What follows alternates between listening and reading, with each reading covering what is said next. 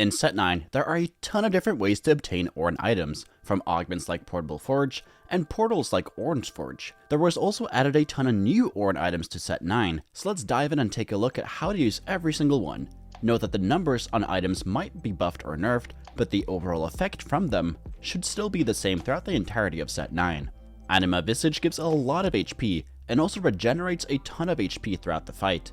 This item is great to put on champions that have high HP totals, like bruisers to get a ton of HP regeneration, but it's also great to put on tanks with high armor and MR, as any extra HP on those is more effective due to the higher resistances. So in general, put these on your strongest tank, which will usually be a 3-star tank, bruiser, or bastion unit.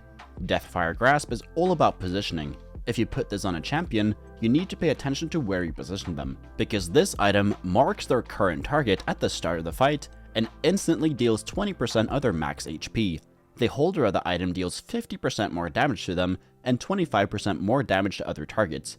If you get this item, make sure to put it on a carry, as the increased damage to the target and other units is really high. Comparing it to Giant Slayer, which gives 30% extra to units over 1600 HP, this item gives 25% extra damage against everyone, and 50% against the marked target. Death's Defiance is a better bloodthirster, so any champion that wants BT also wants this item, since it makes the holder get damage over time instead of instantly, and it also gives a ton of healing. With 30%, you can out-heal the damage a lot of the time, and actually stay alive a lot longer than you would with BT. This item is fantastic on melee carries like Aatrox, Bel'Veth, Yasuo, and Nasus. Eternal Winter slows the attack speed of enemies that targets it. This item is a great way of forcing CC onto the enemy carries. Use this item similarly to how you use Gargoyle Stoneplate. The more units that focus the item holder, the better. But most importantly, make sure that enemy carry is focusing whichever unit you have put Eternal Winter on at the start of the fight to slow them down as much as possible, and then snowball the fight in your favor. Gold Collector executes enemies below 12% HP whenever they deal damage to them, and if you execute them, you have a 50% chance to get 1 gold. You just need any form of damage to execute them, so champions that deal consistent DPS like Zeri and Aphelios will be the best holders of this item. It's also a lot more powerful in the early game, as you can stack up quite a lot of gold, which snowballs heavily with interest on stage 2. Hullcrusher gives a ton of HP to units with no adjacent allies. This is great for any tank, and it's also not too hard to position to make sure that they are alone. There should also be very few scenarios where you will not place them alone to get that extra HP. Infinity Force gives a bit of every stat you can get from an item. 33 armor and MR doesn't sound like a lot, but it's about what you get from Stoneplate. Deathblade gives 66% AD, which is about double of what Infinity Force gives you.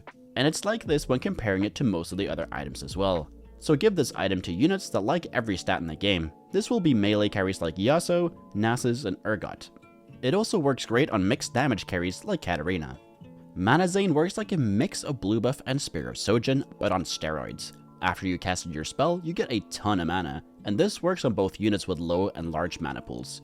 It's especially strong on units that have high impact spells, like K'Sante, where you get a ton of value if you recast his spell fast, as he'll be able to knock multiple people out of the board assuming that he survives. Some other powerful units to put this on is Ahri, so you can cast her combo quickly, Rice on some portals, as well as Jace when ran as a support unit in the Gunner's comp. Obsidian Cleaver shreds armor and MR for 5 seconds. This is basically a Last Whisper for both armor and MR. Most of the time you will use this as a better Last Whisper on AD carries, as items like Spark and Static Shiv are better at shredding MR than this item, as they shred multiple units instead of just the one being auto-attacked. Randuin's Sanctum is great if your team likes clumping up, as you get a ton of value from the item when doing so.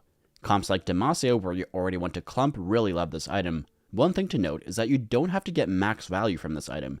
Squishy backliners are still going to be squishy even though they get some extra armor and MR, especially if you have to position them poorly to get value from this item. Sniper's Focus works just like the Sniper trait from previous sets. This item is great on ranged carries, whether they are AD or AP. This item is definitely strong enough to replace a damage item on all ranged backline carries. Another thing to note is that you need a strong frontline to get value from this item, so that you can keep the enemies at a distance. And the item is terrible on melee carries, as you get little to no bonus stats from this item. Trickster's Glass summons a clone of the champion, much like how Infiniteam from set 8.5 worked. Since you can't place items on the clone, This item is best used for tanks, as most carries with no items are not able to deal a significant amount of damage.